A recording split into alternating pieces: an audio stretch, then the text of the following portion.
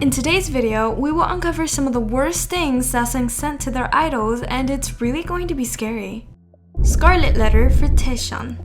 Sometimes, simple words and mean comments aren't enough for Sasaengs to express their obsession. They can despise someone so much that they result in taking drastic actions to show exactly how much they don't like someone or how much they love someone. And more often than not, these actions can be a pretty traumatic experience and put the idol's life in danger. Let's look at the case of taecyeon from 2PM. This happened all the way back in 2009, but it's just as creepy and disturbing as it was 12 years ago. The singer received a letter from his fan, but it quickly got a lot of attention on the internet. And it wasn't because the letter was full of sweet words. Oh hell no. The letter was actually written in blood. And no, this is not a joke. This is unfortunately very true. If you aren't spooked out enough, let me tell you that the blood on the letter was actually period blood. The fan even wrote a message for taecyeon that said, "I dedicate taecyeon my period blood letter. Okay taecyeon, you cannot live without me. Sprinkled with a few strands of my pubes." Now, I don't know about you, but this makes me sick to my stomach. Due to this being incredibly messed up and borderline impossible to believe, the Korean netizens expressed their doubts toward this being legit. Of course, you cannot believe everything on the internet, with trolls being basically everywhere, but unfortunately, the letter was very true, and the fan even posted a proof of where she got the blood from. After her proof was posted, the Korean netizens literally went on a witch hunt. They tracked down the person behind the post and attacked her with mean, hateful comments. The fans seemed to realize the severity of her actions, and she quickly issued a half-assed apology. She stated, "I am sorry. I apologize for bothering taecyeon as well as his fans. I didn't know it would get this big. I am not a Sasaeng fan, but just an obsessive girl." To be honest, this is one of the most bland apologies from fans I've ever seen. It holds no emotion or regret for her actions, and I have a feeling she wrote this only to get 2PM fans off her back. And Korean netizens thought the same thing. The fan was still getting mean comments even after she apologized, and she even threatened to file a lawsuit against them. Well, she wouldn't have had to deal with this if she hadn't posted such a horrifying thing. Understandably, the 2PM fans were beyond freaked out to see something extreme like this to taint the group's name. How bloody disgusting.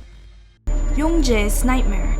Let's fast forward to present times and talk about the case of GOT7's Youngjae and his Sasaengs. The repetitive bothering of his character dates back to 2018, when Youngjae finally decided that he has had enough and publicly spoke about the Sasaengs that were terrorizing his life for 5 whole months. Somehow, these people got a hold of Youngjae's personal information and contacts and were sending him messages on his Kakao Talk, basically non-stop. It got to the point where Youngjae took to his personal Instagram and quite literally begged the Sasaengs to stop.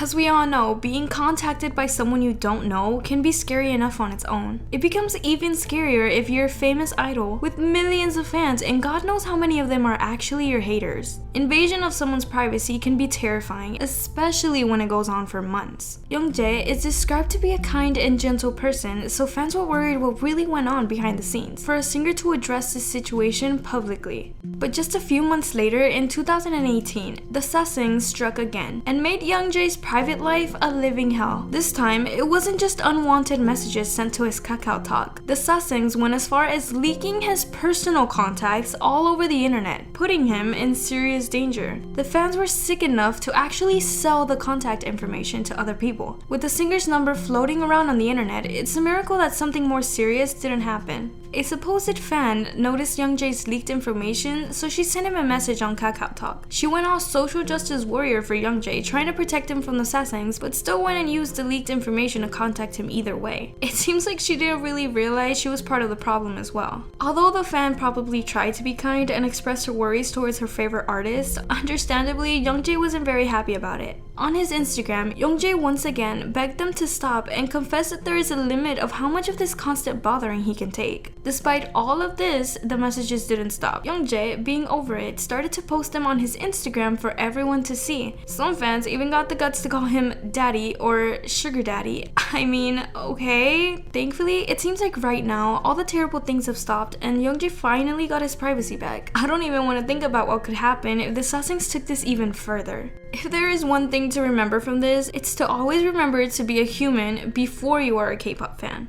The disturbing jungkook hashtag. When you are a famous person, the line between publicity and privacy is unfortunately very thin. Some of the extreme fans don't even realize that the idol they love isn't theirs, simply because a larger chunk of their life is public. It's not a sign for these so-called fans to scrutinize every single step and every second of their idol's life. Unfortunately, we are still living in a world where these fans have this strange mindset of thinking it's okay to intervene in their idol's life in any way. Some of them even think that they actually own the idol, which is so disturbing. Now, why am I saying this? Because the next story I'm going to talk about is highly disturbing.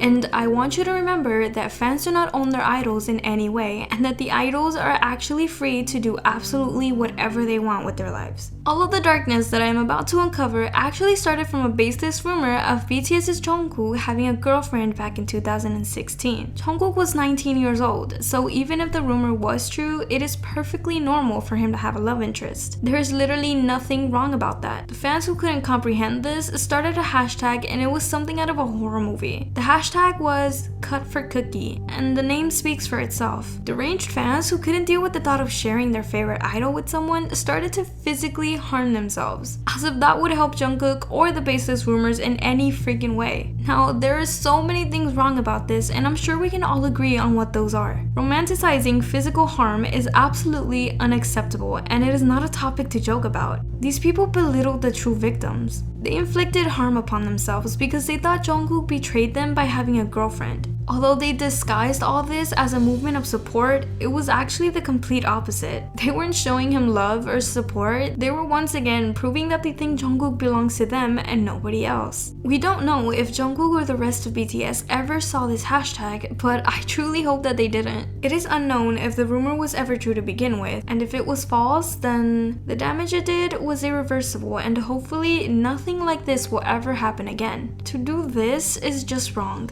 Always remember that idols are humans, just like you and me. Creepy letters for Nayeon.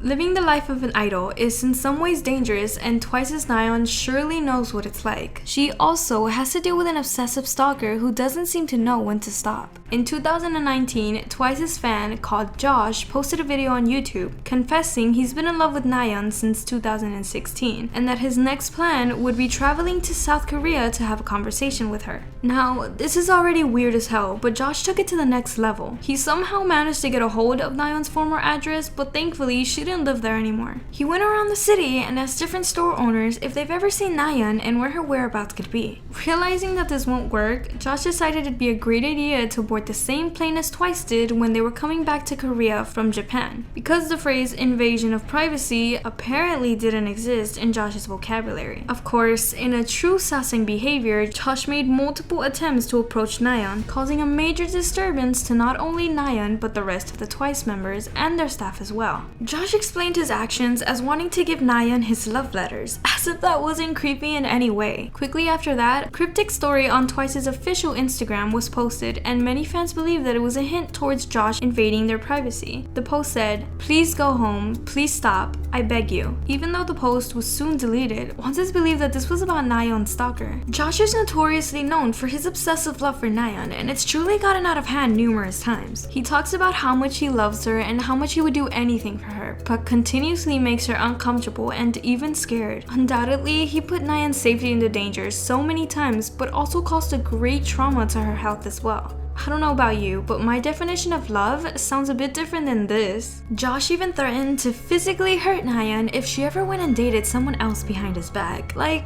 calm down, sir. The problems with Sasaengs, and generally just people who want to cause harm to idols, won't stop until there are some major changes applied to the Korean laws. Mass emailing companies, trending hashtags, and starting petitions doesn't seem to work. What's even scarier is that there are rumors about staff of different idols selling out private information about the artists and being Sasaengs themselves. Hopefully, there will come a day when idols won't have to live in fear of being stalked, threatened, or even harmed. Today's video was a heavy one. Let us know in the comments about what you guys heard about the worst Sasaeng stories, and always remember, idols are just humans. Thank you for watching. Bye!